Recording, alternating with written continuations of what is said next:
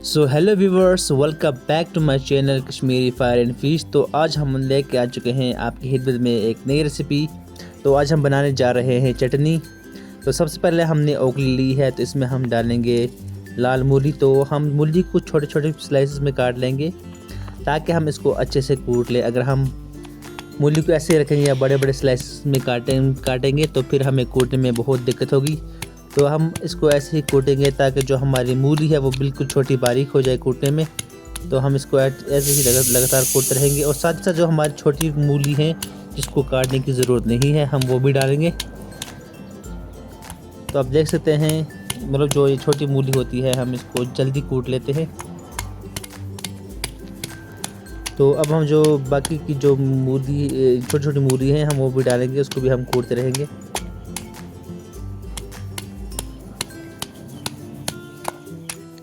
तो आप जैसे देख सकते हैं हमने मूली को थोड़ा सा कूट लिया है।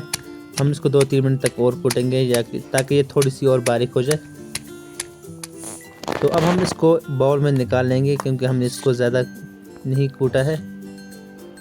तो इसको हम बाउल में निकाल लेंगे। तो अब हम डालेंगे इसमें हरी मिर्च। हम हरी मिर्च सब जो हमारी बाकी की हरी मिर्च हैं सभी की सभी हम एक साथ डालेंगे क्योंकि ये ज़्यादा नहीं है, ये कम है। तो इसलिए हम इसको साथ में ही कूटेंगे ताकि मतलब थोड़ा कम टाइम लगे। अगर हम एक एक करके कूटेंगे तो उसमें बहुत टाइम जाता है। तो इसको हम ऐसे 2-3 मिनट तक कूटेंगे ताकि ये जो है ये बिल्कुल बारीक हो जाए, बिल्कुल छोटी हो जाए। तो हम इसको ऐसे 2-3 मिनट के लिए कूटेंगे। तो जैसा आप देख सकते हैं हमारी जो हरी मिर्च है वो बिल्कुल बारीक कूटी जा चुकी है। तो अब हम इसको भी निकाल लेंगे बाउल में।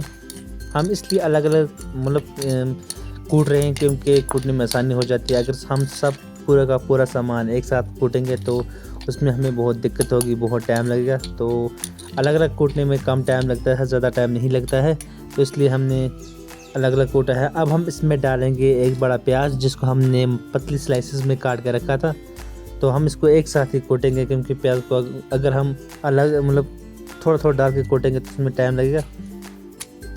क्योंकि वैसे भी प्याज को कूटने में टाइम लगता है क्योंकि जब हम इसको कूटते हैं तो प्याज का जो पानी होता है तो वो निकला जाता है। तो इसलिए फिर बहुत दिक्कत होती है। फिर जो हमारी ओखली है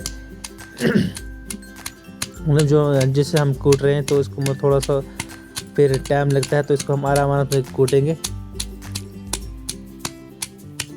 क्योंकि जो ये हमारा मूला है हम इसको मूला बोलते हैं। मुझे नहीं पता उर्दू में क्या बोलते हैं, हम इसको अपनी ज़बान में मूला बोलते हैं। तो हम मूले से इसको अच्छे से कूटेंगे। तो आप देख सकते हैं हमने मूले के साथ इसको कूट के बिल्कुल छोटा बारीक कर दिया है। तो अब हम इसको भी निकाल लेंगे क्योंकि हमारा जो प्याज है वो तैयार हो चुका है कूट के। ये थोड़ा बहुत पेस्ट टाइप बना है, थोड़ा सा पेस्ट टाइप, क्योंकि हम इसको ज़्यादा टाइम नहीं कूटेंगे। इसको हम ज़्यादा टाइम तक कूटेंगे तो ये बिल्कुल पेस्ट बन जाएगा। तो अब हम इसमें डालेंगे पुदीना, जो हमारा मतलब हरा पुदीना है, जो हमारा अपना घर का पुदीना है वो डालेंगे इसमें। हम जो मतलब जो चीज़ भी है हम इसकी चटनी के अंदर वो हम घर के इस्तेमाल कर रहे हैं। जैसे लाल मूली होगी, हरी मिर्च हमने बाज़ार से लाई थी, तो पुदीना हमारा अपना है तो हम इसको कूटेंगे। तो इसको ज़्यादा टाइम नहीं लगेगा, इसको थोड़ा सा टाइम लगेगा। तो आप देख सकते हैं ये कितना जल्दी मतलब कूटा जा रहा है। इसको हम ऐसे ही कूटते रहेंगे। तो अब हम इसमें डालेंगे हरा धनिया। इसको भी हम इसी के साथ कूट लेंगे क्योंकि हरा धनिया और पुदीना कूटने में बहुत कम टाइम लगता है, ये बहुत जल्दी पीसा जाता है या कूटा जाता है। तो अब हम इसमें डालेंगे स्प्रिंग ऑनियन। तो इसको भी हम इसी के साथ कूट लेंगे क्योंकि जो ये चटनी है इसमें यही मेन चीज़ होती है, स्प्रिंग ऑनियन होता है। इसलिए जो मतलब इसको बनाने का तरीका है वो बहुत डिफरेंट रहता है। तो हम इसको भी कूट लेंगे 2-3 मिनट के लिए ताकि जो ये प्याज है ये भी छोटा छोटा हो जाए। इसको भी ज़्यादा टाइम नहीं लगेगा कूटने में। तो जैसा आप देख सकते हैं लगभग ये थोड़ा सा कूटा जा चुका है।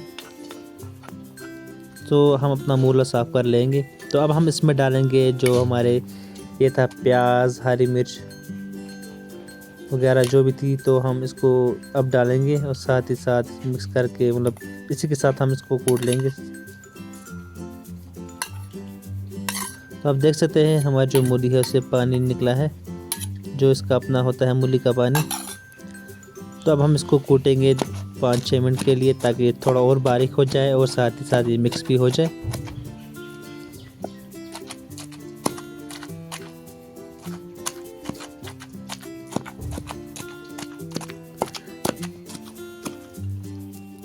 तो आप देख सकते हैं अब हम इसमें डालेंगे स्वाद अनुसार नमक भी। तो अब हम इसको कूट लेंगे, क्योंकि अब इससे पानी निकलेगा, क्योंकि हमने नमक डाला है। नमक की वजह से जो कोई भी चीज़ हो उससे पानी निकलता है कूटते वक्त। बेस्ट तरीका ये होता है, अगर आप कूटते हो तो सबसे पहले मतलब उसको अच्छे से कूटो, उसके बाद नमक डालो। तो आप देख सकते हैं लगभग ये कूटी जा चुकी है, तो हमारी चटनी बन के तैयार है। आई होप आपको ये रेसिपी बहुत ही अच्छी लगी होगी। अगर आप हमारे चैनल पर नए हैं तो हमारे चैनल को ज़रूर सब्सक्राइब करें। आप इस चटनी को घर में ज़रूर ट्राई कर रहे हैं। मिलते हैं नेक्स्ट वीडियो में, तब तक के लिए खुदा हाफिज़।